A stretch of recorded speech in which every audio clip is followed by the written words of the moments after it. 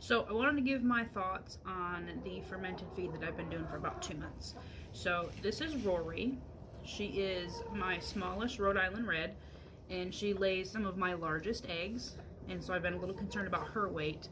But the way that I've been gauging their body condition is by their chest bone down here, so how much of that I can feel. And hers was a little higher up here, so she's definitely put on some weight. There's a little bit more that I'd like for her to gain, but she's doing pretty good for winter. But she is my smallest hen and lays my biggest egg, so she was my biggest concern about weight gain. Now here's Rose. She's a golden comet, but looks a lot like a buff Orpington for some reason.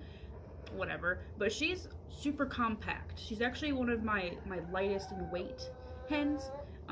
Like her body just seems really small, but like in comparison to Rory, she's a lot bigger.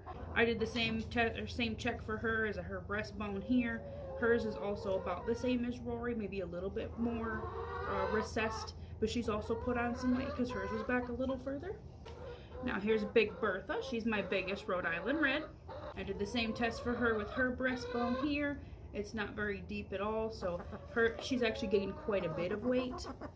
Here's Sophie. She's my one of my golden comets.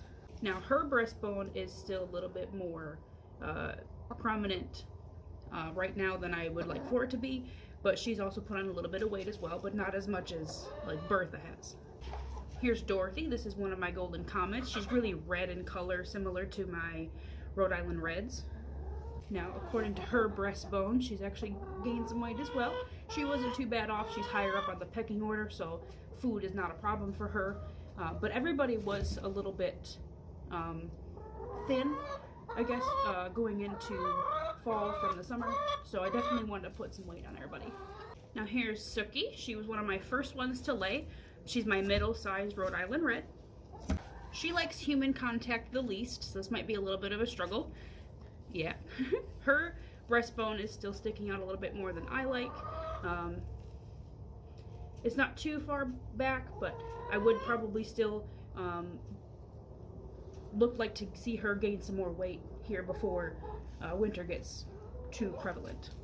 Alright, so this is Wilma. She's one of my Wyandottes. She's got the lighter colored butt, so I know that that's her. She hasn't molted yet, now that I think of it. She's a lot more like sun bleached in color compared to her twin. Now, she's actually in pretty good condition. She doesn't like to be handled. Alright. So her breastbone isn't prominent at all. I can feel it, but her meat, if that's the way to put it, meets all the way to the middle, to her sternum. So she's in really, really good body condition. But she's also higher up on the pecking order, so food's not an issue. But everybody had lost some weight this summer, so that was my main concern.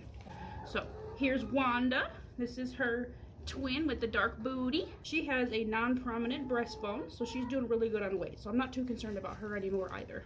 So now this is Ruby. This is one of my speckled Sussexes. She's the one that has more white and is a lot more chatty. She's lower on the pecking order, and so I wanted to keep track of her as well because she was seeming to lose some weight. Now her breastbone is, I can feel it. It's not prominent, but I would say that she could probably stand to gain some weight. But she's looking pretty good going into winter. So here's Roxy. This is her twin. She's pretty low on the totem pole as well.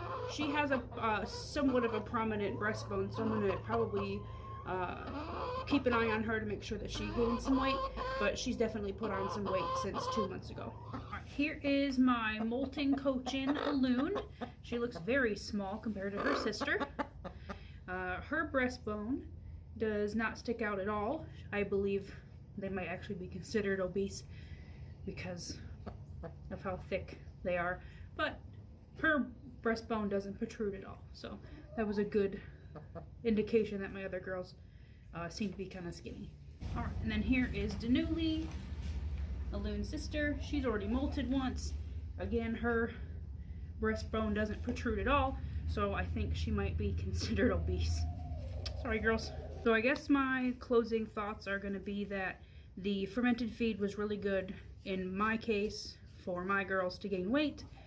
I did not notice if there was an increase with eggs in regards to an increase of production because it is fall, and so they really aren't laying much anyway. So maybe in the future I'll notice that there's a decrease in eggs, but we'll have to, I guess, play that by ear and see just how much the egg production decreases.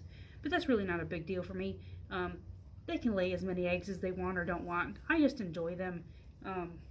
So, hey, if you want to do fermented feed, I recommend trying it out. I don't think feeding it in a metal feeder is a good idea.